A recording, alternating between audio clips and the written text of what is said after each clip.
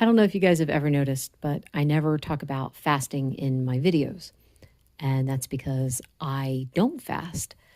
Now, it's funny because it's not that I never tried it. I had, in the beginning, I was listening to Dr. Jason Fung a lot, and I was hearing about all these benefits that could come from fasting. And I'm not talking about weight loss, I'm talking specifically about health benefits, because fasting stimulates the human growth hormone, et cetera, et cetera. And I thought, well, that would be interesting to see what would happen. So in the beginning, I tried it a few times and I would have such severe drops in energy. And I'm like, okay, either that or when I would try to break the fast with having like some bone broth, I would be like so sick to my stomach. And I'm like, okay, maybe this is not something I'm supposed to do. Let's save fasting for religious purposes.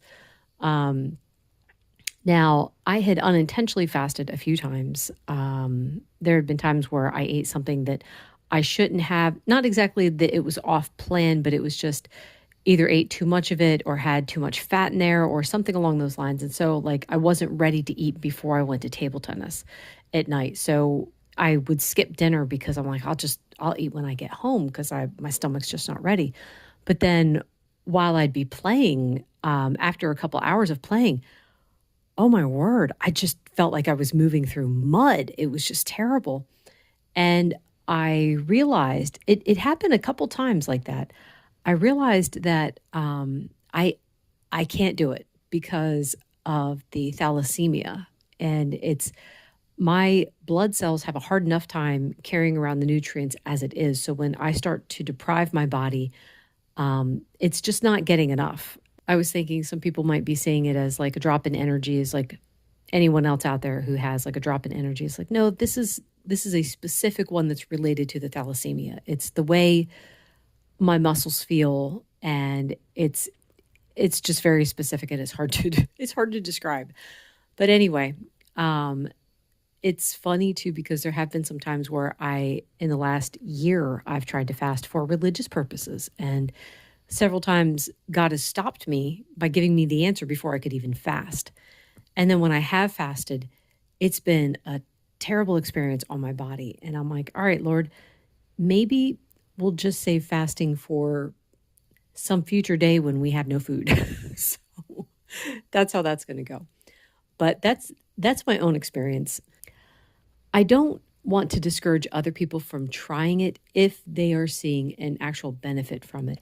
And I don't mean weight loss, because here's something that I've heard from a lot of people is that when they do these fasts, when they cycle through, they'll lose the weight. They'll lose like 8, 10 pounds and it'll be amazing. And then once they go back to how they were eating before, they gain the weight back. And to me, that would be the most frustrating part. It's like, well, be, because all of us, we have issues with the scale, right? It would be good if the scale wasn't a part of it. If we just fasted, forget about the scale, you just fast and you're doing it for those health benefits.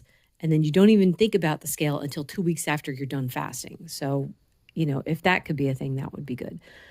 But my husband was bringing up something and I thought this was interesting.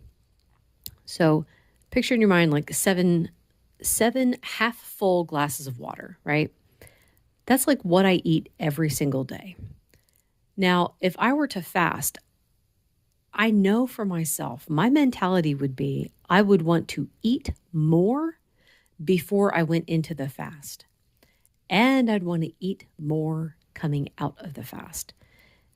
In that case, why not just keep that level of eating the same every day?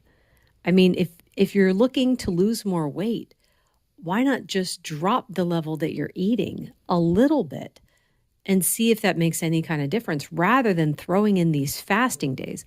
Now, I think doing something like intermittent fasting. So it's like people have like a window of eating every day. Now that could work, but again, I see the potential for binging. And when you've got an issue with food addiction and you just struggle with a deprivation mindset, I think that binging can come in. And I think it's too hard for a lot of people who have struggled their whole lives with eating. So that's my take on fasting. It's not that I would ever, again, it's not that I would ever tell anyone not to do it, because I think unless you've experienced it and you know for yourself that it's not going to work for you, you're always going to be wondering, will it work for me? So if you want to do it, go ahead, but pay attention to how you feel, pay attention to what it does to you mentally, and leave the scale out of it. Anyway, that is it for today. Thank you so much for listening. Bye.